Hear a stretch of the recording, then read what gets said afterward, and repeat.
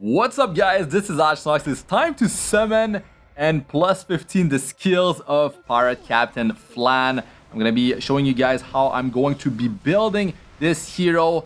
So this hero is going to be very powerful if you can take the immunity off the enemy, and she's gonna be able to deal quite a bit of damage because she's self-sufficient with her attack buff, and she has burn, bomb. She is able to really disrupt with the pushback of combatiness, able to get into her skill 1 fairly fast since you're pushing back combatiness and you're also, boosting her combatiness.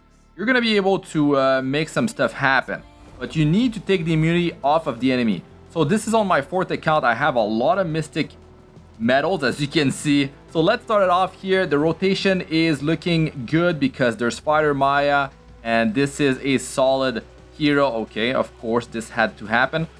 And let's just get back in there. And will I join the 201 club? To be honest, I forgot what my countdown is at. Is it at the 200 or did... It is. So let's do it up here. Okay, this is a speed account with high offense. It's gonna be good. It's gonna be good on this one. So let's begin. Let's start this thing, man. Yeah, I'm excited for this hero because I can see a lot of stuff, a lot of combos that you can pull off with this hero. The big problem is the detonation. The detonation, you have to wait until you use the skill number 1. At least you can soul burn, so you can just get extra turns and keep on doing detonations. But the thing is, Summertime Mysteria would be, of course, real nice with her. To be honest, I'm not even gonna try that. This is just gonna be, herself with other heroes that can get her to go faster, because you have to build high effectiveness, right? Like you have to land your debuffs. That is crucial. If you don't make that happen, you're gonna be not utilizing this hero properly, right? So that's definitely a big thing that you have to consider.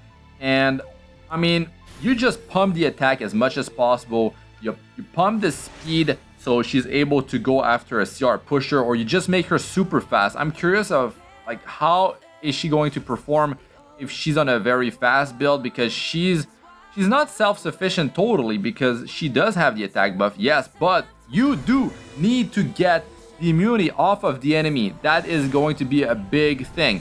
So we got some purple shine, baby. Is this going to be ML Flan? Well, let's find out here. Let's find out. I guess I can press the screen, but the thing, I don't want to press it. Oh, that's it.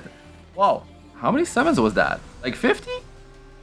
Maybe 50. I don't even remember how many mystic medals I had, but I've been saving for a long time. That's how I get every Moonlight hero that comes out. I just save a lot of currency over, long time, and I have 5 accounts, so that's what happens, right? So Pirate Captain Flan, let me power her up with you guys, and we'll see what kind of stats she's gonna have with the way I'm going to be building this hero. This is definitely gonna be nice. Let's do it up here. Man, that was not long at all. So hopefully you guys get lucky. Hopefully the hero is actually good. If you feel like she's gonna be good and you summon for her, well, good luck to everyone that will be summoning. So we're not gonna be getting a Moonlight hero for a little while after this. Yeah, it's gonna be a repeat of older Moonlight heroes. Okay, so let me get her here. All right, so let's power her up. Got a bunch of penguins. Let's do it here. I'm gonna awaken her as well. Let's yeah, let me just do it here. And I have a lot of material saved up, which is real nice. That's what happens, I don't build everything like multiple times on multiple different accounts. It's pointless, because I'm just trying to show all the shiny new toys for you guys, and I'm perfectly fine not having everything. Perfectly fine. And I'm able to come up with different team compositions, Of course, I'm gonna be not gonna be like meta every time with all these shiny meta heroes. But it's good to use, you know, heroes that are not meta. Because, you know, they like to buff heroes here and there. And if they're not meta, well, they might become meta later on. Okay, so we got some of the awakening here. So of course, the effectiveness increase is very nice. And you definitely need as much effectiveness as you can get. So here with the level up, let's finish this. And last awakening. Okay. So attack effectiveness, speed, some survivability increase unless you don't need it because you're just doing all your stuff. The problem is her skill 3 attacks everyone. So counter attacks, Elbrus, like that stuff is just going to really hurt her. So that is an issue. It could definitely be an issue, and it's something that you might want to keep in mind as well. Maybe you do have to build some survivability on this hero because she's going to take a beating. That's just the way it's going to be, right? So let me skill her up, and her imprint, you know, we got health for front and bottom. We got some attack for herself. So, of course, the attack is real nice, but it really depends on your playstyle, your team composition. So maybe you activate the health for the front and bottom. Okay, let's go with the skill ups here. And yeah, the stats that she has, it is, yeah, the attack is pretty high, almost 1200. Then with 114 base speed, I could see her with maybe like super high speed. It could definitely work. Might not be the best choice because you're going to be losing a lot of attack. You're going to be maybe losing some effectiveness, and you won't really be able to have that good survivability. So you will have to decide what you're going to go for. So here with the skill enhancement, and again, getting the minus one turn, you know, it's real nice. It's always real nice to get these things, and the early skill ups are cheap. So 4 turn on this is definitely not bad considering the skill 1 with the soul burn. You're able to cycle extra turns, which means it's lowering the cooldown of the skill number 3, and it's a very powerful skill 3, guys. Like it's very powerful, right?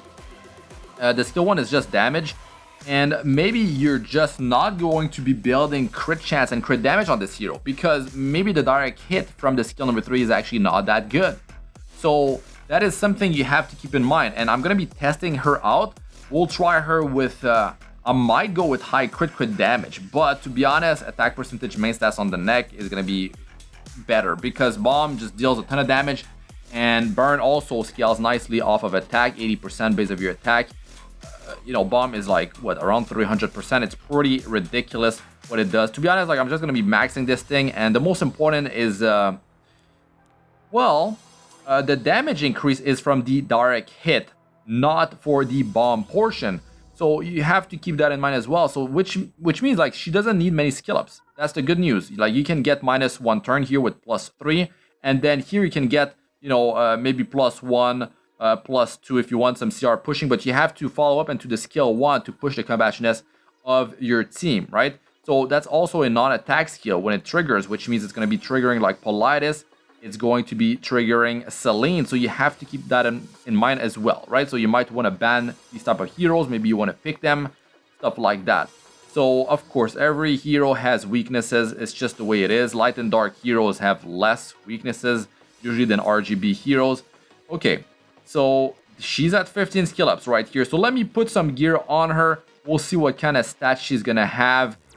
Alright guys, I have Pirate Captain Flan. I have her built with 1 memory imprint. I was like, let me use an unknown slate. The first one is, you know, stronger than the following one. So I decided to have the attack percentage for herself.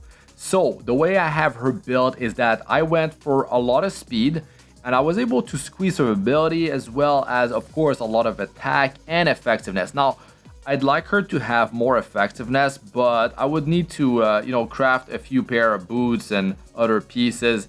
And I didn't want to run effectiveness on my main stats of my ring. I wanted to push the attack and still have a high amount of speed. So the gear that I have on her, I feel like this weapon is definitely very powerful.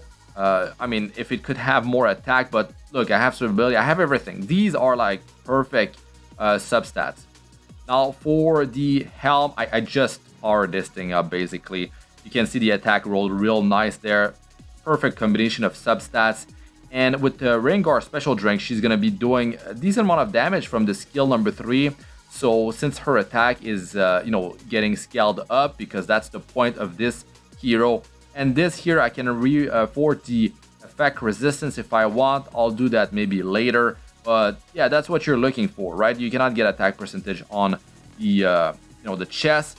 Now, for the necklace, I actually just crafted this thing. Look at that. Like, as proof, you can see that I just acquired the thing. Like, look, it's right here. I just got it and it rolled so well. I was like, oh man, too bad I didn't have it recorded, because that thing is beast, man. That thing is insane. So now for her ring, yeah, it ended up being pretty good after reforging. And once again, I mean, everything is there, and survivability increase like health and defense percentage. Yes, you could squeeze more attack with flat attack, let's say. That's another way to go about it. And for the boots, I mean, like there's survivability increase, there's the attack, there's the effectiveness. Of course, I would like her to have more effectiveness on her substats. The attack is probably fine. It's probably fine. Yes, you could go with attack percentage on the main stats of your boots. It really depends how you're going to be proceeding with this hero. You need to push her combat readiness. Like, you kind of want her to not be too slow. You need to go, right? Now, you could have her with a lot of survivability increase, health and defense, and go for a more tanky build and have her on the slower side.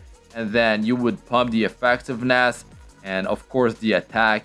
And that could definitely be one build, but I want her to go fast. It's going to be a fast speed team.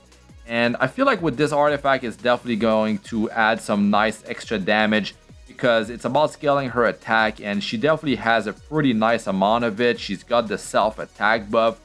So with the bomb, with the burn, it's going to be pretty ridiculous. You bring souls, you can soul burn, and the fact that she gets 50% CR push and also pushes back the enemy 25%, that means that she might be able to just end up going with the skill 1. And if you have the souls, you're going to be able to detonate more burn and bomb. So yeah, it's very strong, because when you detonate bomb, you are able to stun the target, and that is a guarantee.